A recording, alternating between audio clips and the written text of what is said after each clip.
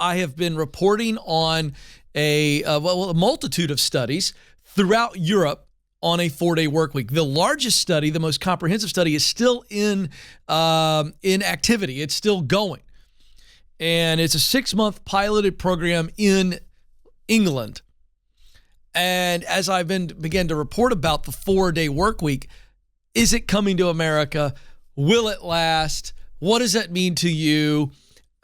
We also found a story of a lady by the name of Rebecca Brooks. She's the CEO of an agency in Los Angeles called Alter Agents.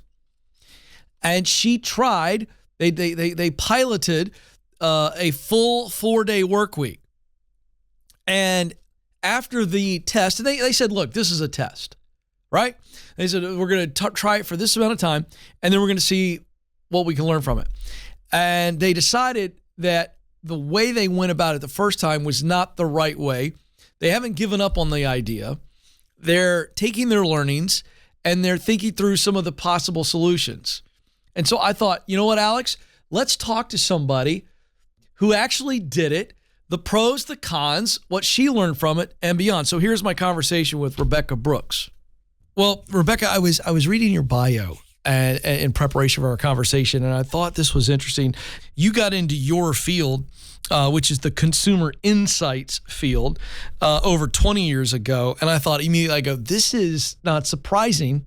Just reading that one line, that you were like, all right, let's try the 4-day work week, because you're a person who's just kind of consumed and obsessed, like I am, of why we tick, how we tick. How much did that lead into this experiment, and then how did it serve you well as you were watching the 4-day work week take hold? At the time that we did it, which was the summer of 2021, if we can remember back that far, that it was a tough summer. And we really felt like our employees' health, mental health, physical health, our own health was really in decline.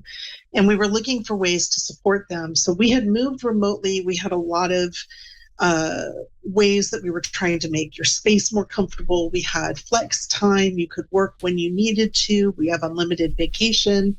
And it still didn't seem like enough. And I had been reading about the 4-day work week, and we thought, we're the kind of company that can do this, right? That could try this. We are small, we're nimble.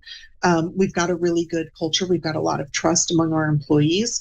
So let's, give it a shot. And being researchers, we started with a survey that we took at the beginning of the experiment, let everybody know it was an experiment, and then took a survey at the end, which guided a lot of our decision making about that. But yeah, I think really driven by a need to try something, anything that was within our sphere of control, and learn from our employees about what was positive or negative about that experience for them. So as the article said, and I shared on the show, you began to implement it, a lot of communication, and by all accounts, at least in this article, it went pretty well for a season. Is that true? And what did work well? What were some of the real positives coming out of the 4-day work week for your agency? Well, we told employees at the beginning it was a 10-week experiment, right, and we didn't know what the results were going to be. So they went into it knowing that we hadn't just given them something permanently, that we were going to try it. We're in a very heavy client service industry, and our clients aren't on 4-day work weeks. They need us available all the time. So we couldn't just shut down a day. We had to figure out a way to be always on for our clients, but create this time. We also didn't want to push into a 40-hour work week into 4 days. We really wanted it to be a 32-hour work week. So the way that we devised it was that we had kind of a complicated set of rules in terms of who could be off when. Everybody had to kind of pick a day. It was, I think, exciting at the beginning for everybody to think that this was something that we were going to try, a relief, a feeling like we were putting our money where our mouth was, right? But we were serious about their mental health. We were serious about their workloads. We cared about this. This was important to us, and that we were prioritizing them over profit or, over other things that businesses would look at. So I think that was probably the most positive thing that came out of doing this experiment. So you go into it, and obviously you've committed to a 10-week process, but you didn't sustain it. I'm curious, why you didn't continue it, and then what was the perspective of your team? Who was the sole reason you did it in the first place? Was it negative or positive that you went back to the traditional model? What it resulted in was that post-survey at the end of 10 weeks, we had started to hear some rumblings from people that things were getting messy. They were feeling more stressed. But the survey really showed us that all of the metrics that we wanted to go down, your stress level, your hours, your lack of sleep, like all of the different ways that we measured kind of employee health, we wanted all of that to improve, and it didn't. It declined. Wow.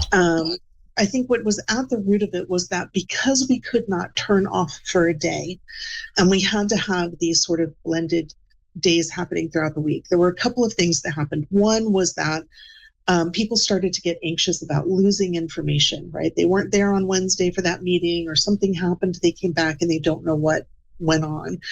In addition, we found that people kind of generally fell into two groups. And I want to be very clear that neither of these groups is wrong. Sure. They're both right.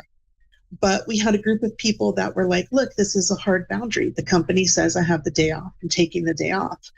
And there were other folks that said, well, I'll take that meeting, or I'll finish this up in the morning. And so it started to create this kind of tension. And because both of them were right, it didn't feel like we could come down on one side or the other. It also, because of the concerns that people started to have about information transfer and were they getting everything, they started to feel less connected to their projects. We were like, you know what, we're adding stress, we're creating problems. It's the opposite of what we wanted to do.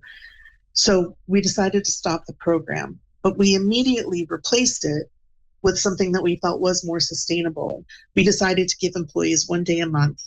We felt like that was something that they could protect and set boundaries around. Mm-hmm. Because it wasn't happening so often. And it was a day where we were really explicit, like, don't stack your doctor's appointments and haircuts, like, don't do work, set a hard boundary, take this day. And that's what we've been running with for since we finished that experiment. And it's been good, but it's not enough. We're continuing to think about how to fix it. So interesting stuff there from Rebecca Brooks, again, CEO of Alter Aegis. They tried a 4-day work week test. And what you need to know is, we talked a little bit more, you did get to see the entire conversation. She really believes that they're going to be able to figure out how to do it long term. The reason I show you that conversation, I'm not endorsing the 4-day work week, but I am saying that I think it's coming. I think it's going to be here quicker than we realize. I think that the reality that leaders are facing, that they're going to have to get away from the normal rhythms they're used to. And instead of focusing on rhythms, we focus on results. At the end of the day, not many people are working an 8-hour day anyway. It's about results. And the landscape at work is shifting quickly. We'll see what happens.